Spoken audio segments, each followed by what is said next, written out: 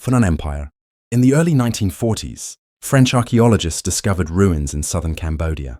They found a port city called Ok Eo. It had canals, brick buildings, and evidence of international trade. But this region was supposed to be jungle and swampland. Yet here was a sophisticated trading port from the 1st to 7th century AD. The city belonged to the Funan Empire. Archaeologists found Roman coins. They found Indian jewelry. They found Chinese ceramics. This meant Funan traded with civilizations thousands of miles away. Funan appeared in records from China and India, but almost nothing was known about them in Southeast Asian history. The jungle and swamps made agriculture nearly impossible. Yet Funan built cities. They controlled vast trade networks. Around 550 AD, Funan collapsed. The cities were abandoned. The jungle swallowed them. Norte Chiku.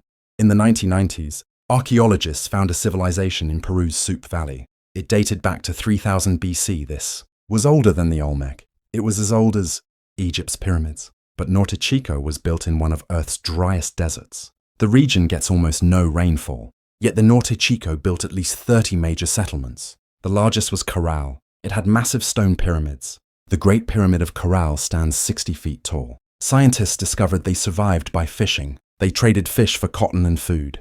They used cotton to make fishing nets. Norte Chico had no pottery. They had no art. There was no warfare. Around 1800 BC, the civilization collapsed. Climate change likely killed the fisheries. The cities were abandoned. Sand buried them for thousands of years. Yonaguni Monument. In 1987, a dive instructor explored waters off Japan's Yonaguni Island. His name was Kihachiro Aratake. At 25 meters depth, he found a massive stone structure. It had flat platforms. It had straight edges. It had carved steps. The structure was over 150 feet long. It looked like a pyramid. Some researchers claimed it was over 10,000 years old. But 10,000 years ago, this area was dry land. This means someone built it before the Ice Age ended. Most scientists are skeptical. Geologist Robert Schoch examined the site. He concluded the formations are natural. They were caused by erosion, but believers point to features that seem too perfect. There are carved faces. There are symbols. There is a stone arch. The debate continues. Some say Yonaguni proves a lost civilization. Others say it's unusual rock formations. Dvarka. In 2000, marine archaeologists surveyed waters off Gujarat, India. They found submerged ruins. They were 120 feet underwater in the Gulf of Kambat. The ruins included walls. They included foundations. They included streets in a grid pattern. Artifacts were carbon dated to 7500 BC. If accurate, this predates the oldest Mesopotamian cities. The discovery linked to Dwarka. Dwarka was a legendary city from Hindu texts. According to the Mahabharata, Dwarka was Lord Krishna's kingdom. It sank into the ocean. Most historians considered it myth, but the underwater ruins matched descriptions. The Indian government funded exploration. However, the site is controversial. Strong currents make excavation difficult. Poor visibility is a problem. Critics question whether structures are man-made. Carbon dating results are disputed. If Dwarka is real, it rewrites human history. L'Anse aux Meadows. For centuries, historians believed Columbus was first. He reached the Americas in 1492. But in 1960, explorers found something different. Helge Ingstad and his wife Anne Stein Ingstad discovered Viking settlement remains.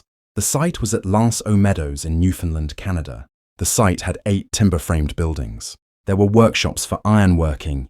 There were workshops for boat repair. Artifacts included a bronze pin. They included a spindle whorl. Carbon dating showed the settlement was built around 1000 AD. That's almost 500 years before Columbus. This confirmed Vikings reached North America first, but the mystery is why. Newfoundland is far from Scandinavia. The Vikings called it Vinland. They called it that because they found wild grapes. According to Norse sagas, Leif Erikson led an expedition there. The sagas describe conflicts with indigenous people. L'Anse aux Meadows was occupied for just a few years. Then the Vikings abandoned it. They returned to Greenland. Some believe the settlement was too isolated. Others think conflicts made it dangerous. The site remains the only confirmed Viking settlement in North America. Pumapunku. High in Bolivia's Andes lies Pumapunku. The name means door of the puma. The site is near Lake Titicaca. It dates to around 536 AD. But the stonework precision is puzzling. The site contains massive blocks. They're made of andesite and diorite. Some weigh over 130 tons. These stones are cut so precisely they fit perfectly. No mortar was used. Surfaces are smooth. They are flat. Some blocks have intricate grooves. They have holes that look machine-made. But andesite and diorite are extremely hard stones. They can't be cut easily with copper tools. They can't be cut with bronze tools. Those were the only metals available. Modern engineers don't know how it was done. Some stones have drill holes. The holes are perfectly round. They are evenly spaced. This precision is difficult even with modern equipment. The stones came from quarries 10 to 60 kilometers away. Moving them required incredible effort. Around 1000 AD, the civilization collapsed. Pumapunku was abandoned. Poverty Point, in northeastern Louisiana, sits an ancient site called Poverty Point. It was built around 1700 BC. The site consists of 6 concentric earthen ridges. They're arranged in a half circle. The ridges are separated by aisles. They would have held wooden structures where people lived. At the center is a large plaza. To the west is a massive earthen mound. It's shaped like a bird. It stands 70 feet tall. The site required an estimated 30,000 cubic meters of soil to build. Here's the mystery. The people who built Poverty Point were hunter-gatherers. They did not farm. Most archaeologists believe large construction projects require agriculture.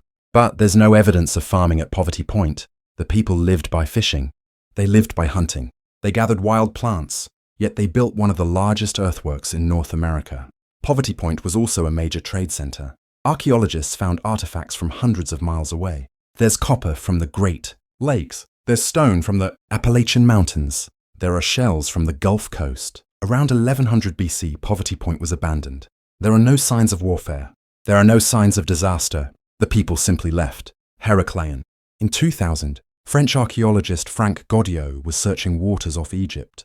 He was near Alexandria. He was looking for shipwrecks.